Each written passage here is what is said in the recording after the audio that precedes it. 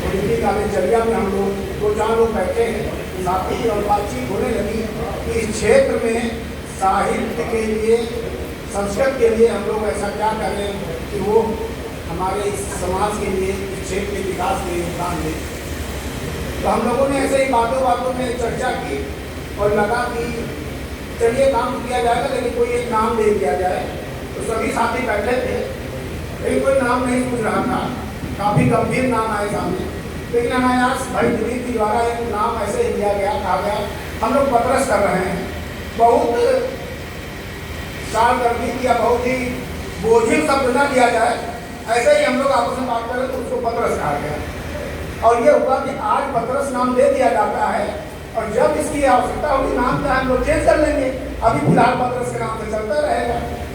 लेकिन संयोग ऐसा हुआ कि पतरस ने अपने काम के आधार पर जो नाम पैदा किया, उसके कारण आज हम लोगों को पतरस नाम से मोह सा हो गया।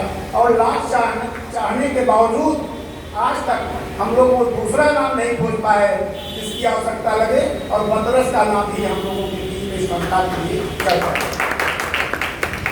साथियों, मैं बता दूं कि हम लोग बड़े आयोजनों के पक्ष में नहीं रहते। इस संस्था का उद्देश्य बहुत बड़े आयोजनों का नहीं है। हम लोग छोटी छोटी गोष्ठियाँ छोटे स्थान पर जाकर करना चाहते हैं, जिससे वास्तव में इसके उद्देश्य की पूर्ति हो सके।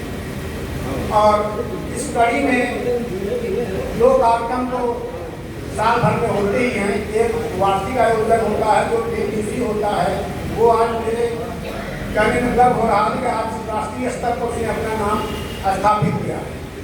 और दूसरा जो है ये आंचल में अपने दसवारा क्षेत्र में जो सबसे प्रचलित है, ये आज का कार्यक्रम जो है स्मरण है आजीवन, इसके ऊपर हम लोग हमेशा एक साल में एक कार्यक्रम करते हैं। और ऐसे व्यक्ति के ऊपर करते हैं दिवंगत जो हो गया हो, ऐसे रचनाकार जिसका कार्यक्रम उसके परिवार द्वारा या किसी संस्था द्वारा न किया जा रहा, उसको हम याद करने के लिए ऐसे व्यक्तियों को खोजते हैं कि जिनका कार्य अपने आप में अनूठा रहा हो, जिनका योगदान रहा हो। तो उस कड़ी में हमने पहले 3 कार्यक्रम जो किए हैं, उनमें एक पहला कार्यक्रम जो हुआ था हरेंद्र बहादुर पर, डॉक्टर हरेंद्र बहादुर सिंह पर केंद्रित था।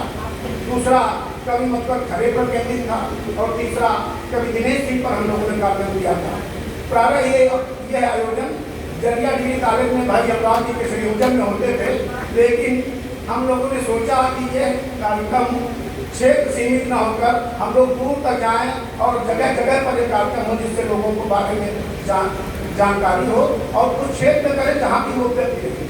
तो आज ही चौथा कार्यक्रम आज जो हो रहा 10 पर, उसी की ये अगली कड़ी। मैं बता दूं ये संस्था ऐसी संस्था है, अनोखी संस्था है, जिसका कोई रजिस्ट्रेशन नहीं है, जिसका कोई अध्यक्ष नहीं है, कोषाध्यक्ष नहीं है। कोष कहाँ से आता है नहीं मालूम, विचार कहाँ से आते हैं हम लोग ये लोग देखते हैं। विचार हम लोग कहाँ से मिल सकते हैं हमारे समाज के उत्थान के लिए, इस चीज़ पर हम लोग ज़्यादा ध्यान देते हैं, कोष अपने आप आ जाता है। तो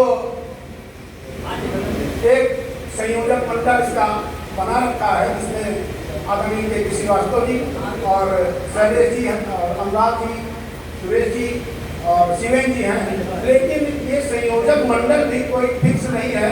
इसमें भी जहाँ पर कार्यक्रम होता है, जो उपयोगी होता है, जो कर्म करता है, उसी के आधार पर उसके नाम भी बदलते रहते हैं। और इसी तरह इसमें आयोजन समिति बना रखी है, तो जहाँ पर कार्यक्रम होता है उसी हिसाब से आयोजन समिति भी चेंज हो जाती है और उसके नाम भी आगे पीछे हट जाते हैं, जुड़ जाते हैं। तो कोई ऐसी संस्था नहीं है। तो मैं ज़्यादा समय न लेते हुए मैं बस यही कहना चाहूँगा कि ये हेडिंग पड़ी हुई है, आप ध्यान देंगे, यहाँ पर मतभेद हो, मनभेद नहीं, ये हमारा स्लोगन है। कारण ये है कि एक पिता के 3 पुत्र हो सकते हैं, लेकिन तीनों की विचारधाराएं जैसी हो ये संभव नहीं है। तो यहाँ पर तो हमारे पास कई जातियों के, धर्म के, बहुत से लोग इकट्ठे होते हैं, तमाम विचार आएंगे, तो सभी लोग एक ही मत के हों ऐसा आवश्यक नहीं है।